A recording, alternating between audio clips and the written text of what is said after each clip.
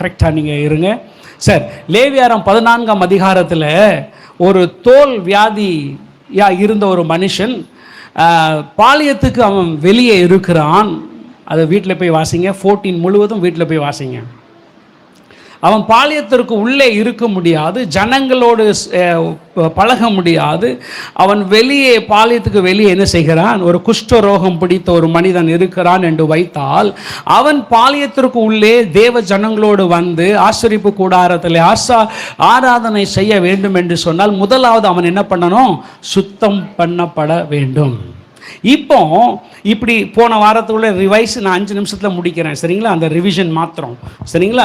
இப்போ மோசேட்ட ஆண்டவர் சொல்றாரு, ஆரோனை பார்த்து நீ சொல்லு, யாராவது அப்படிப்பட்டவங்க பாளையத்துக்கு உள்ளே, அந்த ஆசரிப்பு கூடாரத்துக்கு உள்ளே அங்கே வர வேண்டும் என்று, பாளையத்துக்குள்ளே வர வேண்டும் என்று சொன்னால், முதலாவது அவன் என்ன செய்ய வேண்டும்?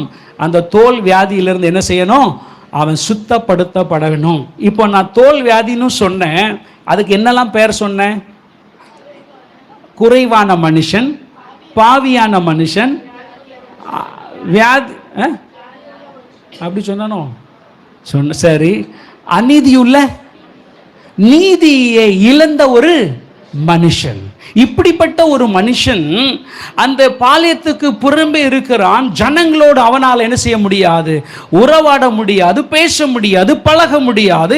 இப்போ அவன் உள்ளே வரணும்னு சொன்னா, அவன் ஃபர்ஸ்ட் என்ன செய்யப்பட வேண்டும்? சுத்திகரிக்கப்படணும். அல்லேலூயா. அப்போ ஆண்டவர் சில நியமங்களை கொடுக்கிறார். மைக்கில் வாசிங்க, லேவியாரம் 14ஆம் அதிகாரம் 5-6 வாசிங்க பார்க்கலாம்.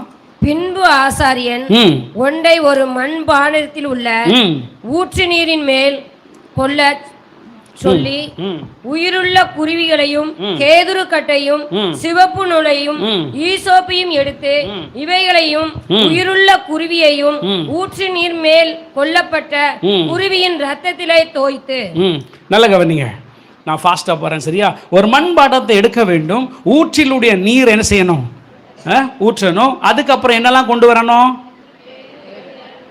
மெயினே மறந்துட்டீங்களே. அப்புறம் அதை விட்டா எப்படி? 2 குருவி எட்டு வரணும். வேற என்ன எட்டு வரணும்? கேதுரு மரம் துண்டை எடுத்து வரணும். வேற சிவப்பு நூல் எடுத்து வரணும். வேற ஈசோப்பு தண்டை எடுத்துட்டு வரணும், சரிங்களா? இப்போ முதல்ல என்ன செய்யணும்? அந்த மனிதன் பாவமா இருக்கிற, பாவியா இருக்கிற, குறைவுள்ள மனிதன் என்ன செய்யணும்னா, ஒரு பறவை என்ன செய்யணுமா? அதை வெட்டி அந்த தண்ணீருக்குள்ள அந்த பறவை என்ன செய்யணும்? முக்கணும். அதுக்கப்புறம் அதுல என்ன போடணும்? கேதுரு கட்டையில சிவப்பு நூலை சுற்றி உள்ள போடணும். அதுக்கப்புறம் என்ன செய்யணும்? ஈசோப்பு தண்டை உள்ள போடணும். அதுக்கப்புறம் உயிரோடு இருக்கிற குருவி என்ன செய்யணும்? அந்த தண்ணீருக்குள்ள முக்கி அதை பறக்க விடணும். சூப்பருங்க, அல்லேலூயா. உங்களுக்கு ஒரு கைத்தட்டு, நல்ல கைத்தட்டலாமா? அல்லேலூயா. இப்போ அந்த முதலாவது பறவை மறைக்கிறது, அது எதற்கு அடையாளம்னு சொன்னேன்? இயேசுவின் சிலுவை மரணத்திற்கு அடையாளம். விடுதலையோடு பறக்கிற அந்த பறவைக்கு எதற்கு அடையாளம்னு சொன்னேன்? இயேசுவின் உயிர் தெழுதல். அல்லேலூயா. அப்போ இந்த சரி, இதெல்லாம் இருக்கட்டும். போன வாரம் இன்னொன்று என்ன பார்த்தோம்னா, கேதுரு மரத்தின் அந்த கட்டையை குறித்து பார்த்தோம். அது என்ன அது எதற்கு யூஸ் பண்ணாங்க? அது சிலுவை மரத்திற்கு யூஸ் பண்ணாங்க. அதனுடைய வாசனை பலிகள்லாம் செலுத்தும் போது அந்த கேதுரு கட்டைகளை வைத்து தான் என்ன செய்வாங்களாம்? பலி செலுத்தும் போது எவ்வளவுதான் நாற்றம் இருந்தாலும் அந்த கேதுரு மரம் பாவத்தின் எல்லா நாற்றத்தையும் என்ன செய்யறோம்? விழுங்கி கொள்ளும், மூடி மறைச்சிரும். அல்லேலூயா. அதான் இயேசுவின் ரத்தம் எல்லா பாவங்களையும் நீக்கி நம்மை சுத்திகரிக்கிறது. அல்லேலூயா. அப்ப இயேசுவின் ரத்தத்தின் மூலியமாய் நமக்கு கிடைச்சது ரட்சிப்புன்னு பார்த்தோம். ரெண்டாவது என்ன பார்த்தோம்னா, அந்த ரட்சிப்புனாலே எதனால வந்துச்சுன்னு பார்த்தோம்? கிருபையினாலே வந்துச்சு. அதுல போய் முடிச்சேன். நல்லா கவனிச்சிங்களா? பாவம் அவருடைய ரத்தத்தினால் நம்ம கழுவப்பட்டிருக்கிறோம். ரெண்டாவது நமக்கு ரட்சிப்பு கிடைக்கிறது. இந்த ரட்சிப்பினால் நமக்கு கிருபையினாலே இந்த ரட்சிப்பு கொடுக்கப்பட்டுச்சு. அப்ப நம்ம பாவம் செய்யும் போது எதை அசட்டை பண்ணுகிறோம்? ரட்சிப்பை அசட்டை பண்ணுகிறோம். ரட்சிப்பை அசட்டை பண்ண நம்ம எதை அசட்டை பண்ணுகிறோம்? தேவனுடைய கிருபையை அசட்டை பண்ணுகிறோம். அல்லேலூயா. சரி, இது வரைக்கும் பார்த்தோம் இல்ல? இப்போ அந்த கேதுரு கட்டையில எதை சுத்தி போட சொல்றாரு? சிவப்பு நூல். அல்லேலூயா. இந்த சிவப்பு நூல் எதற்கு அடையாளம்னா, அவருடைய இரத்தத்தினால எனக்கும் உங்களுக்கும் ஒரு மீட்பு, ரிடம்ஷன் கிடைச்சிருக்கு. அல்லேலூயா. இப்போ பாருங்களேன், அந்த ராகாப் அந்த அந்த வேவு பார்த்தவங்க என்ன சொன்னாங்க? ஜன்னல்ல என்னத்தை கட்டி போடு? சிவப்பு நூல். அப்படின்னா என்ன? நீ மீட்கப்பட்டாய். அல்லேலூயா. ரட்சிப்பு கிருபையினால வருது. இந்த நூல், சிவப்பு நூல், என்னை மீட்டு எடுக்கிறது. அல்லேலூயா. நல்லா பாருங்களேன், பழைய ஏற்பாடுல கண்ணுக்கு கண், காதுக்கு காது, அப்படிதானே? வாசிங்க, வசனத்தை வாசிங்க. ஆதியாகமம் 9ஆம் அதிகாரம் 6ஆம் வசனம். மனுஷன் தேவ சாயலில் உண்டாக்கப்பட்டபடியால் மனுஷனுடைய ரத்தத்தை எவன் சிந்துகிறானோ அவனுடைய ரத்தம் மனுஷனாலே சிந்தப்பட கடவது. நல்ல கவனிங்க. ஒரு மனிதனை கொலை பண்ணிட்டான்னா, கொலை செய்த மனிதனுடைய ரத்தமும் இந்த பூமியில் என்னப்படுமா? அப்படித்தானே வாசித்தீங்க? அப்போ ரத்தத்துக்கு பதிலாக என்னது? ரத்தம். ரத்தத்துக்கு பதிலாக இப்போ ஒரு ஆளை கொலை பண்ணிட்டாங்கன்னா என்ன சொல்றோம்? இவன் ஒரு கொலையாளி, இவன் மேல அவன் ரத்த பலி சுமத்தப்படுகிறதா இல்லையா? அப்போ இயேசுவின் அந்த அந்த அந்த சிந்தப்பட்ட அந்த ரத்தம் என்ன பண்ணுதான்? அந்த ஆண்டவரை நோக்கி கூப்பிட்டு இவனுக்கு சாபத்தை உண்டு பண்ணுங்கன்னு ஒரு மனுஷனுடைய ரத்தம் பேசுகிறது. நல்ல கவனிங்க. ஒரு மனுஷனுடைய ரத்தம் இந்த பூமியில சிந்தப்பட்டுச்சுன்னா அந்த ரத்தம் தேவனை நோக்கி கூப்பிடு, இந்த மனுஷனுடைய ரத்தமும் என்ன செய்யட்டும்? விழட்டும். ஆனா அப்போ எப்படின்னா, குற்றவாளின்னு சொல்லிடுறாங்க, இவன் தான் மர்டரர்னு சொல்லி, இவன் மேல அந்த ரத்த பலி இருக்குன்னு சொல்லிடுறாங்க. ஆனா இயேசு எனக்காய் அடிக்கப்பட்டார், ஆனா அந்த ரத்தத்தினால நான் குற்றவாளியாய் மாறுகிறது சொல்லுங்க அல்ல. அதுக்கு பதிலாக அவருடைய ரத்தம் என்னை மீட்டெடுக்கிறது. அல்லேலூயா. அந்த மனுஷனுக்கு சாபம் வரும். ஏன்னா அவன் இன்னொரு மனுஷனுடைய ரத்தத்தை என்ன செய்திருக்கிறான்? சிந்தி இருக்கிறான். அவனுக்கு சாபம். ஆனா அதே இயேசுவின் ரத்தம், என்னால சிந்தப்பட்ட அந்த ரத்தம் மாத்திரம் எனக்கு சாபத்தை கொடுக்காது, என்னை மீட்டெடுத்து எனக்கு ஆசீர்வாதத்தை கொடுக்கும். நல்ல கைகளை தட்டி, இதான் மனுஷனுடைய ரத்தத்திற்கும் இயேசுடைய ரத்தத்திற்கும் ஒரு வித்தியாசம். புரிஞ்சா? எபேசியர் 1ஆம் அதிகாரம் 7ஆம் வசனம். அவருடைய கிருபையின் ஐஸ்வரியத்தின்படியே இவருடைய ரத்தத்தினாலே பாவம் மன்னிப்பாகிய மீட்பு இவருக்குள் நமக்கு உண்டாயிருக்கிறது. மீட்பு உண்டாயிருக்கிறது. மனுஷனின் ரத்தம் சாபத்தை கொண்டு வரும். இயேசுவின் ரத்தம் என்னால தான் சிந்தப்பட்டுச்சு. அந்த ரத்தம், அந்த குருவி அறுத்தது யாரு? அந்த பாவியான மனிதன் தான் அறுத்தது. இயேசு எனக்காய் தான் அடிக்கப்பட்டார், என் பாவம் தான் அவரை சிலுவைக்கு கொண்டு போச்சு. அதே நேரத்தில் என் மேல அந்த குற்றம் என்ன செய்யல? இல்ல. இதற்கு பதிலாக எனக்கு ஒரு மீட்பு உண்டு. அல்லேலூயா. என் மேல சாபம் வராதபடி அவர் என்ன செஞ்சிட்டாருன்னா, கலாத்தியர் 3:13 வாசிங்க வேகமா. மரத்திலே தூக்கப்பட்ட எவனும் சபிக்கப்பட்டவன் என்று எழுதியிருக்கிறபடியே கிறிஸ்து நமக்காக சாபமாகி நியாயப்பிரமாணத்தின் சாபத்துக்கு சாபம் என் மேல வந்திருக்கணும். ஏன்னா I was responsible for the blood of Jesus. நான் தான் அதுக்கு ரெஸ்பான்சிபிள். ஆனா அதற்கு பதிலாக அவர் சாபத்தை ஏற்றுக்கிட்டார். அல்லேலூயா, அல்லேலூயா. ஆதியாகமம் 4ஆம் அதிகாரம் 10ஆம் வசனம் வாசிங்க. அதற்கு அவர், நான் என்ன செய்தாய்? உன் சகோதரனுடைய ரத்தத்தின் சத்தம் பூமியிலிருந்து என்னை நோக்கி கூப்பிடுகிறது. இங்கிலீஷ் டிரான்ஸ்லேஷன், இங்கிலீஷ்ல மற்ற ஹெப்ரூ டிரான்ஸ்லேஷன்ல உன் சகோதரனுடைய ரத்தங்கள், டிராப்ஸ் ஆஃப் பிளட்ஸ். காயின் யாரை கொண்டுட்டா? அப்பதான் ஆண்டவர் கேட்காரு, அந்த ரத்தங்கள் என்ன நோக்கி கூப்பிடுகிறது, நீ என்ன செய்தாய்? வெறும் ரத்தம் இல்ல, ரத்தங்கள். ஹீப்ரூ டிரான்ஸ்லேஷன்ல போய் வாசித்து பார்த்தேன். இல்லைன்னா நீங்க போய் SLT கூகுளில் போய் SLT ஸ்மித் லிட்டரல் டிரான்ஸ்லேஷன்ல போட்டா கிளியரா வருது. அதுல ரத்தங்கள். ஒரு பெரிய தடியை வைத்து, நான் இப்படி யோசிக்கிறேன், காயின் பெரிய ஒரு தடியை எடுத்து முதல்ல அடிச்சிருப்பார். எங்க அடிச்சாருன்னு தெரியல, அந்த பக்கத்துல இருந்து ரத்தம் வந்திருக்கும். இன்னும் 2வது அடிச்சிருப்பார். 3 நாள் எத்தனாவது அடியில ஆபேல் இறந்தாரு நமக்கு.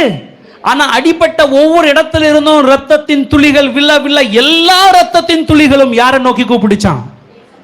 யாரை நோக்கி கூப்பிடுச்சு? தேவனை நோக்கி கூப்பிட்டுச்சு. அல்லேலூயா. அதே போலதான் வசனம் சொல்லுது, ஆபேலுடைய ரத்தத்தை பார்க்கிலும். வாசிங்க இந்த வசனத்தை, சூப்பர் வசனங்க. எபிரேயர் 12:24 வசனம் வாசிங்க. புது உடன்படிக்கையின் மத்தியஸ்தராகிய இயேசுவின் இடத்துக்கும் ஆபேலுடைய ரத்தம் பேசினதை பார்க்கிலும் நன்மையானவைகளை பேசுகிற ரத்தமாகிய தெளிக்கப்படும் ரத்தத்தினின்று வந்தது. ஆபேலின் ரத்தத்தை பார்க்கிலும் இயேசுவின் ரத்தம் அதிக நன்மைகளை நமக்காய் பேசிக்கொண்டே இருக்கிறது. அல்லேலூயா. எவ்வளவு நல்ல வசனம் பாருங்க. இந்த வசனம் சொல்லுது பாருங்க, அதிக நன்மையானவைகளை, எக்ஸலண்ட் திங்ஸ், மிக சிறந்தவைகளை இயேசுவின் ரத்தம் எனக்காக பேசிக்கொண்டிருக்கிறது. அல்லேலூயா. ரோமர்கள் வைத்திருக்கிற அந்த கைப்பிடியில 9 நாறு, 9 பெல்ட் மாதிரி இருக்கும். அந்த ஒரு அடியை அடிச்சு இப்படி எழுத்தா 9 இடங்களிலிருந்து சதைகள் பிச்சுட்டு வரும். 39 அடிகள் ஆண்டவர் அடிபட்டு இருக்கிறாருன்னா 39 × 9 மல்டிப்ளை பண்ணி பார்த்து, பிளஸ் அவருடைய கால்கள், சரீரங்கள், மேல தலையில அடிச்சது, கைகள், சிலுவைகள் எல்லாம் நீங்க கணக்கு பண்ணீங்கன்னா 365 இடங்களிலிருந்து இயேசுவின் சரீரத்திலிருந்து ரத்தம் வந்திருக்கிறது. ஒவ்வொரு நாளும் நீங்கள் நானும் ஜெபிக்க மறக்கலாம், வேதம் வாசிக்கிறதுக்கு மறந்து போகலாம். ஒருவேளை அப்படியே பிரதர் நல்லதுங்களோ, அதை நான் சொல்ல வரல. அப்படியே உங்க ஜெபத்து, நம்முடைய ஜெபத்திற்கு, தானியலுக்கு ஜெபத்திற்கு எத்தனை நாள் பதில் வரல? 21வது நாள் தான் என்ன செய்திருக்கு. அப்போ இயேசுவின் ரத்தம் ஒவ்வொரு நாளும் உங்களுக்காய் பிதாவிட்டு என்ன சொல்லுது தெரியுமா? இவன் வாழ்க்கையில் ஒரு நன்மையான காரியங்களை செய்யுங்க. அல்லேலூயா. எவ்ரிடே இயேசுவின் ரத்தம் உங்களுக்காக, எனக்காக பிதாட்ட பேசிக்கிட்டே இருக்கு. அல்லேலூயா. எங்க பரலோகத்தில் போய் எங்க அம்மா, உங்க அப்பா, நம்ம பெற்றோர்கள் நமக்காக என்ன செய்ய முடியாது? பேச முடியாது. புனிதர்கள் பேச முடியாது. மரியாள் பேச முடியாது. பேசுகிறது உங்களுக்கும் எனக்கும் ஜீவனுள்ள ரத்தம், இயேசுவின் ரத்தம். நல்ல கைகளை தட்டி ஹல்லேலூயா, ஹல்லேலூயா. ஒவ்வொரு நாளும் எனக்காய் பரிந்து பேசுகிற இயேசுவின் ரத்தம். அல்லேலூயா, அல்லேலூயா. இப்போ இந்த சிவப்பு நூல் முடிஞ்சு, இப்போ இன்னொரு பறவை உள்ள இருந்து என்ன செய்தான்? கூட இருக்கீங்களா? வேற எங்கேயும் போயிட்டீங்களா? பாளையத்துக்கு வெளியேவா உள்ளவா? அல்லேலூயா. உள்ள இருக்கிறவங்க அல்லேலூயா. சூப்பர். வெளியே யாரும் இல்லை. அல்லேலூயா. இப்போ இன்னொரு அந்த பட்சி என்ன பண்ணுதான்? முக்கி உயிரோடு இருக்க பட்சி என்ன செய்யறாங்க? வெளியே விடுறாங்க. இயேசு உயிரோடு எழுந்தது தான் உங்களுக்கும் எனக்கும் ஆசீர்வாதம். மறிச்சிருக்கலாங்க. எத்தனையோ பேர் மறிச்சிருக்கிறாங்க. ஃபார் அ குட் ரீசன் இயேசு மரித்தா. ஆனால் அவர் உயிர் தெழுதலைன்னா ஒரு நன்மையும் பார்க்க முடியாது. ஜனங்கள், இந்த யூத ஜனங்களுக்கு ஒரு நம்பிக்கை. அவங்க வயல்வெளிகளில் இப்படி ஒரு வயல்வெளி இது வச்சுக்கோங்களேன். இந்த வயல்வெளிகளை நடுசில் இருக்கிற அவங்க எல்லாம் விளைய வைப்பாங்கள்ல, அந்த கதிர்கள் அப்போ தான் விளைஞ்சி நல்ல ஒரு லெவலுக்கு கொஞ்சம் லெவல் வரும்போது நடு மையத்தில் இருக்கிறதை மாத்திரம் என்ன பண்ணுவாங்களாம்? வெட்டுவாங்களாம். வெட்டி கொண்டு போய் இது என்னுடைய முதற் பலன் என்று சொல்லி ஆலயத்திற்கு என்ன செய்வாங்க? கொடுப்பாங்க. அவங்களுக்கு என்ன நம்பிக்கைனா, அந்த சென்டர்ல இருக்கிற கதிர்களை எல்லாம் வெட்டி தேவாலயத்தில் நான் கொடுத்தா அதுக்கு சுத்தியில் இருக்கிற நல்ல எல்லா இடங்களிலும் நல்ல நேர்த்தியாய் விளையும் என்கிற ஒரு நம்பிக்கை. அல்லேலூயா. இது எப்ப செய்வாங்கன்னா, பஸ்கா அந்த ஆட்டுக்குட்டி வெள்ளிக்கிழமை சாயங்காலம் அடிக்கப்படுகிற அந்த நாட்டில, அதுல இருந்து 3வது நாளில், சாட்டர்டே விட்டு சண்டே தேவாலயத்திற்கு கொண்டு போய் அதை என்ன செய்வாங்களாம்? கொடுப்பாங்களாம். இயேசுவும் அதே மாதிரி தான் அந்த ஃப்ரைடே அன்னைக்கு பஸ்கா ஆட்டுக்குட்டியை அடித்த அதே நாளில், அதே மாதத்தில், அதே நேரத்தில் தேவாலயத்தில் பஸ்கா ஆட்டுக்குட்டியை அடிக்கப்பட்டவர் எங்க போய் அடக்கம் பண்ணப்பட்டார் தெரியுமா? உலகத்தின் மைய பகுதியில் இருக்கிற எருசலேம் என்கிற இடங்களிலே அவர் அங்கே என்ன செய்யப்பட்டார்? அடக்கம் பண்ணப்பட்டார். ஒரு பூமியில குளோப்ல சென்டர் ஒரு பாயிண்ட் போடணும்னா அது எங்க போய் தான் விழுமா? எருசலேம்ல போய் வருகிறது. Jerusalem is the centre place of the earth. பூமியில சென்டர்ல எப்படி அந்த கதிர்கட்டுகளை அறுத்து முதற்பொருளாய் கொடுக்காங்களோ, இயேசுவும் அவருடைய சரீரமும் அந்த அந்த நடுமையமாகிய பூமியில எருசலேமிலே விதைக்கப்பட்டதின் விளைவாக எப்படி அந்த ஜனங்களுக்கு நம்பிக்கை உண்டு, அது பக்கம் பூரா திரளான நல்ல விளைச்சல் வரும்னு. இயேசு நடுமதியில மத்திய பூமியில அவர் விதைக்கப்படுகிறார். அதன் நிமித்தமாக இன்றும் கோடான கோடி ஜனங்கள் இயேசுவண்டை வந்து கொண்டே இருக்கிறாங்க. நல்ல கைகளை தட்டி கர்த்தரை ஸ்தோத்திரம் செய்ய. ஹல்லேலூயா. ஆகவே தான் கொலோசியருக்கு பவுல் எழுதும்போது சொல்லுகிறார், வாசிங்க பார்க்கலாம். கொலோசியர் 1:18 வாசிங்க வேகமா. அவரே சபையாகிய சரீரத்துக்கு தலையானவர், எல்லாவற்றுக்கும் முதல்வராய் இருக்கும்படி அவரே ஆதியும் மரித்தோரிலிருந்து எழுந்த முதல் பேரும். மரித்தோரிலிருந்து எழுந்த முதல் பரன். ஹல்லேலூயா. first born from raised from the dead. ஹல்லேலூயா, ஹல்லேலூயா. இப்போ இந்த ஆசீர்வாதம் எல்லாம் இயேசு உயிர்த்தெழுந்த ஆசீர்வாதம் எனக்குள்ளே வரணும்னா அங்க கடைசியாக அந்த மனிதர் என்னத்தை போடுறாங்க? ஈசோப்பு. சொல்லுங்க, முடிக்கிறோம். ஈசோப்பு தண்டு என்ன செய்யறாங்க? போடுறாங்க. இந்த ஈசோப்பு தண்டு எதற்கு அடையாளம்? 3 வசனத்தை வாசிங்க. சங்கீதம் 51:7. நீர் என்னை ஈசோப்பினால் சுத்தியறியும், அப்பொழுது நான் சுத்தமாவேன். என்னை கழுவியருளும், அப்பொழுது நான் உறைந்த மலையிலும் வெண்மையாவேன். சூப்பர். தேவனே சுத்த இருத்தை என்னில் சிருஷ்டியும், நிலைவரமான ஆவியை என் உள்ளத்தில் புதுப்பியும். சுத்தமும் ஆவியையும் ஒப்பிட்டு இந்த ஒரே வார்த்தையில பேசுகிறார். அப்படிதானா? அப்படிதானா இல்லையா? நிலைவரமான ஆவின்னு என்ன ஆவி? அது ஏதோ வேற ஆவி பிரதர். அது பரிசுத்த ஆவி. என்ன ஆவி? அப்படிதான் பைபிள் வாசிக்கணும். அது பரிசுத்த ஆவி. அப்ப சுத்தத்தையும் பரிசுத்த ஆவியும் என்ன செய்கிறார்? சொல்லுங்க, இணைத்து பேசுகிறார். இன்னொரு வசனத்தை வாசிங்களேன். 2 தெசலோனிக்கேயர் 2:13. கர்த்தருக்கு பிரியமான சகோதரரே, நீங்கள் ஆவியினால் பரிசுத்தமாக்கப்படுகிறீர்கள். எதனால? பரிசுத்த ஆவியினாலே நாம் என்ன படப்படுகிறோமா? சுத்தமாக்கப்படுகிறோம். அப்போ இந்த ஈசோப்பு எதற்கு அடைய? அந்த 3 வசனத்தை நல்ல வீட்டில் போய் கம்பேர் பண்ணி வாசிங்க. அது பரிசுத்த ஆவியானவருக்கு அடையாளம். அல்லேலூயா. அப்போ ஈசோப்பு தண்டு எதற்கு அடையாளம்? கொட்டாய் வரவங்க அல்லேலூயா. ஈசோப்பு தண்டு எதற்கு அடையாளம்? அந்த 3 வசனங்களையும் பார்த்தா பரிசுத்த ஆவியானவருக்கு அடையாளம். நல்ல கவனிங்களேன். இந்த குஷ்டரோகம் பிடித்த மனிதன், அவனுக்கு தோல் வியாதி, சரிங்களா, கேன்சர் வியாதி, இதெல்லாம் எப்படி வருதுன்னா செல்லில் வருகிற பிரச்சனைகள். நல்லா தான் இருக்கும், திடீர்னு கொஞ்ச நேரத்தில் வேற மாதிரி அது வேலை செய்யும். அந்த நாட்களில் இப்பவும் கூட அந்த ஈசோப்பில் இருந்து வருகிற சில தண்டு அந்த சாரத்தான் என்ன பண்ணுறாங்களாம் தெரியுமா? அந்த அந்த பாதிக்கப்பட்ட செல்களில் மருந்தாக இப்பவும் என்ன செய்கிறாங்களாம்? தடவுறாங்க.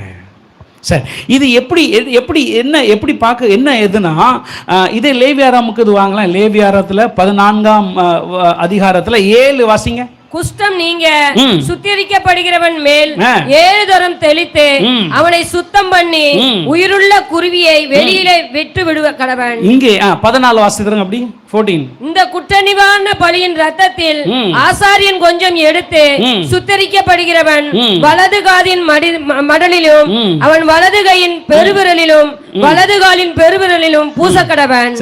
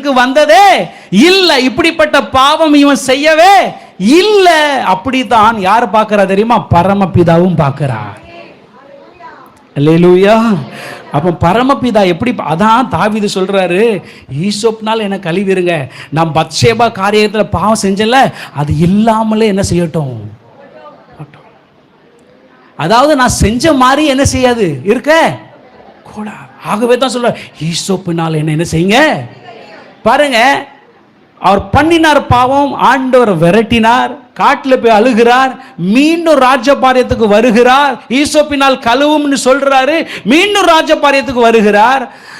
சரியா இருந்த நிலைமையிலிருந்து தப்பா போய் மறுபடி சரி நிலைமைக்கு ஈசோப்பு தண்டு கொண்டு வந்திருக்கு. என்ன பார்வையில தெரியுமா? இவன் தப்பே செய்யல. அல்லேலூயா, அல்லேலூயா. அப்போ கர்த்தருடைய பார்வையில தவறே செய்யாத ஒரு நபரை போல தாவீது விரும்புறான்ல தான் சொல்றாரு, ஈசோப்பினால் என்னை என்ன செய்யுங்க, கழிவுங்க. அந்த இன்னொரு வசனத்தை வாசனல்ல, அது ஆவியினாலே சுத்திகரிப்பு. அப்படின்னா என்ன? பரிசுத்தாவியானவர் தான் சுத்திகரிக்க முடியும். அல்லேலூயா.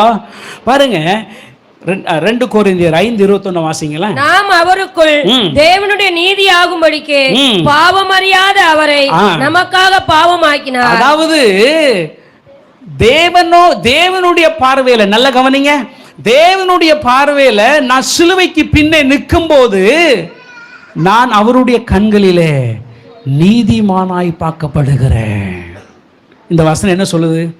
பிதாவோடு நீதியின் உடன்படிக்கையில, அதாவது அவருடைய பார்வையில சிலுவைக்கு பின்னால நிற்கிற நான் அவருடைய பார்வையில நீதிமானாய் இருக்கிறேன். அதாவது நான் பாருங்க, ஆண்டவர் சொல்றாரு, நம்முடைய பாவங்களை எங்க போட்டாராம்? சமுத்திரத்தின், ஆமா, இன்னைக்கு பேசின பேச்சு சமுத்திர ஆழம் போயிட்டு மறுபடியும் காலையில போட்டை பிடிச்சு எடுத்து தூக்கிட்டு வந்து அதே பேச்ச மறுபடியும் அவர் சொல்ற, நாங்க போட்ட நம்ம தான் மறுபடியும் தூக்கி வந்து எடுத்துட்டு காரியங்களை செய்யறோம். என் அன்பான தேவ பிள்ளைகளை, இயேசுவும் கூட சிலுவைக்கு எதால போக முடிஞ்சு தெரியுமா? எபிரேயர் 9:14 வசனம் வாசிங்களேன். நித்திய ஆவியினாலே, அதாவது பரிசுத்த ஆவியினாலே தம்மை தாமே பழுதட்ட பலியாக தேவனுக்கு ஒப்பு கொடுத்த இயேசுவே சிலுவைக்கு போகணும்னா பரிசுத்த ஆவியானுடைய உதவி வேணுமா இருந்துச்சு. அல்லேலூயா. இவர்தான் என்னுடைய சரீரத்தை பரிசுத்தமாய் பாதுகாக்கிறார், இவர்தான் என்னை நடத்துகிறார். இவர் நடத்த தேவனுடைய பார்வையில் நான் நீதிமானாய் இருக்க முடிகிறது. அல்லேலூயா.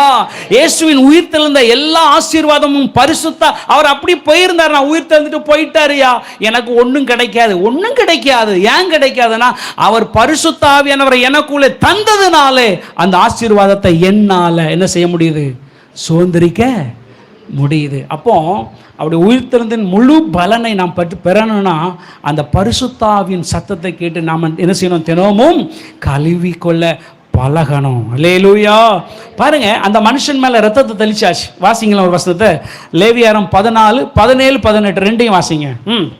தன் உள்ளங்கையில் இருக்கிற மீதியான எண்ணெயிலே கொஞ்சம் எடுத்து சுத்தரிக்கப்படுகிறவன் வலது காதின் மடலிலும் அவன் வலது கையின் பெருவிரலிலும் வலது காலின் பெருவிரலிலும் முந்தி பூசி இருக்கிற குற்ற நிவாரண பலியினுடைய ரத்தத்தின் மேல் பூசி. நல்ல கவனிங்க, முந்தி ரத்தத்தை எதுல பூசினாங்களாம்? 2 காதுல. வெள்ளிக்கிழமை வந்தீங்களா? வெள்ளிக்கிழமை வேலைக்கிழமையா? மல்குசன் காதை குறித்து பார்த்தல. அப்போ 2 காதுல முதல்ல எதை தேய்க்காங்களாம்? ரத்தத்தை தேய்ச்சிட்டு காது வலி வந்த பாவம் தான் கால் வலி என்ன செஞ்சிச்சு? போய் செய்ய வைத்ததினால் காலிலையும் என்ன பெருவிரல் என்ன செய்யணுமா? ரத்தத்தை தெளித்த அதே இடத்துல இப்போ என்ன தெளிக்காங்களாம்? என்னமா வாசித்தீங்க? இப்போ வாசிங்க மறுபடியும் சத்தமா. நீங்க வாசித்தது சரி, இவங்க கேட்டது சரியில்லை. தன் உள்ளங்கையில் இருக்கிற மீதியான எண்ணெயிலே இப்ப எதை எடுத்திருக்காங்க? இப்ப எண்ணெய் எடுத்தாச்சு. ஆல்ரெடி ரத்தம் காதலையும் காலிலையும் என்ன இருக்கு?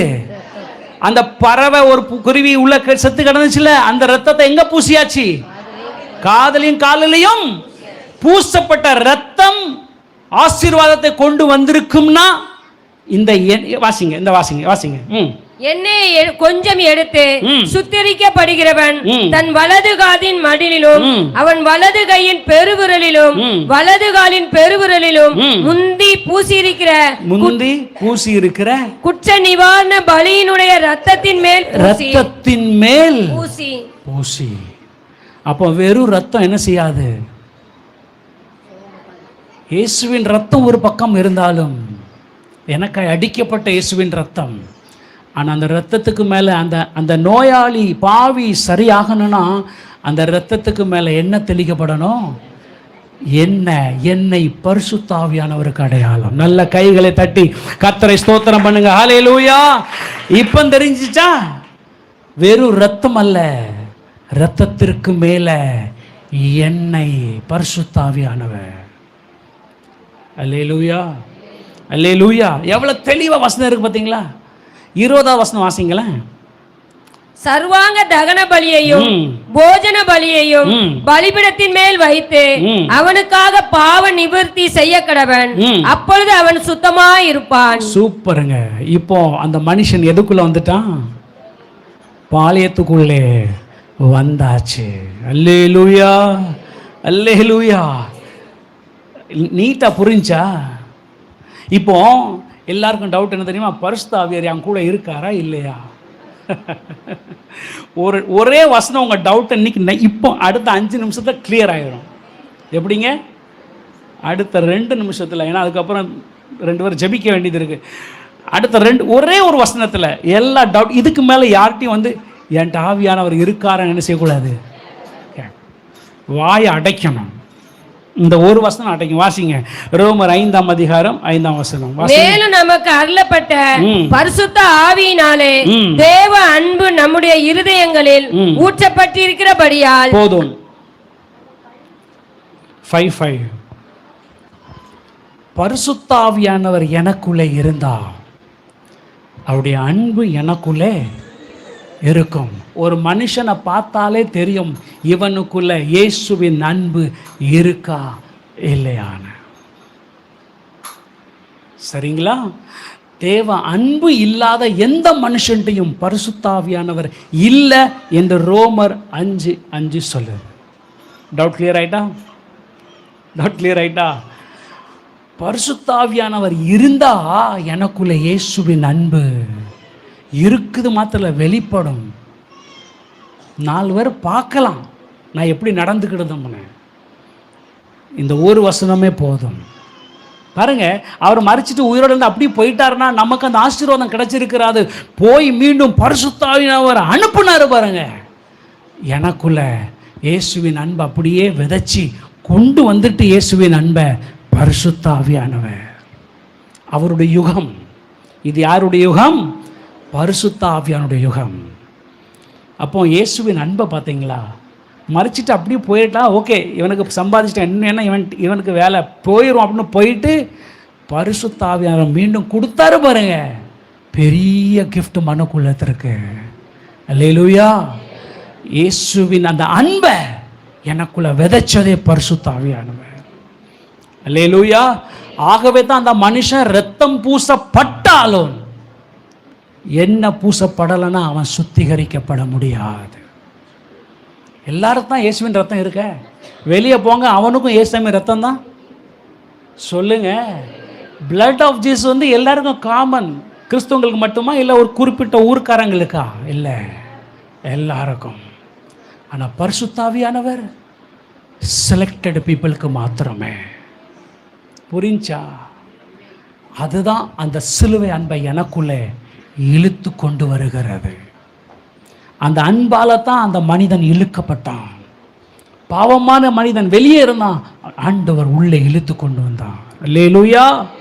ரத்தத்துக்கு மேல என்ன தெளிக்கணும்? என்ன தெளிக்கப்படணும். நான் வாசிக்க வேற எங்கேயோ. சரி, நான் முடிக்கிறேன்.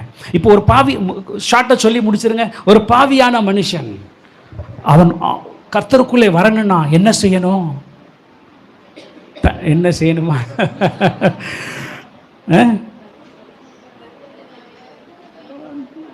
கரெக்டாக சொல்லிருங்க பார்ப்போம். ஸ்டெப் பை ஸ்டெப்பாக சொல்லணும். வீட்டில் போயெல்லாம் செய்ய வேண்டாம். ஃபஸ்ட்டு என்னம்மா எடுக்கணும்? அந்த ஆள் என்ன எடுத்துட்டு? மண் பாண்டத்தை எடுக்கணும், ஸ்டீல் சட்டி கிடையாது. சரியா? பைபிள் தெளிவாக போட்டிருக்கு. மண் சட்டியை எடுத்து ஊற்றில் உள்ள தண்ணீரை ஊற்றி 2 பறவையை எடுத்து ஒரு பறவை என்ன செய்யணும்?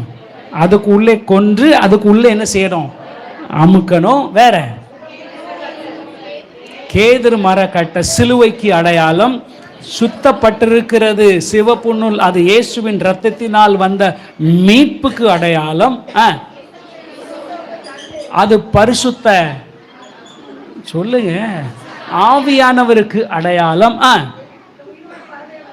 அந்த உயிரோடு இருந்த பறவை உள்ள முக்கி வெளியே விடும்போதே அந்த மனிதன் என்னாக்கப்படுகிறான்? சொஸ்தமாக்கப்படுகிறான். அல்லேலூயா. அவர் உயிர்த்தெழுந்து போனார் பிதாட்ட. அங்க போய் சும்மா இல்லை, அங்க போய் பரிசுத்தாவியானவர் சொன்னார், now you can go. அல்லேலூயா. அவர் தான் எனக்குள்ள இன்னும் இயேசுவின் அன்பை அப்படியே வச்சுக்கிட்டே இருக்கிறார். என்னைக்கு இயேசுவின் அந்த அன்பு குறைதோ யோசித்துக்கோங்க, பரிசுத்தாவியானவர் குறைகிறார். அல்லேலூயா. ரத்தம் பூசப்பட்டாலும் எண்ணெய் மிக மிக முக்கியம். அதுதான் இயேசுவின் அன்பை எனக்குள்ளே கொண்டு வருகிறது. கண்களை மூடி நாம் ஜெபம் செய்வோம். Thank you Lord.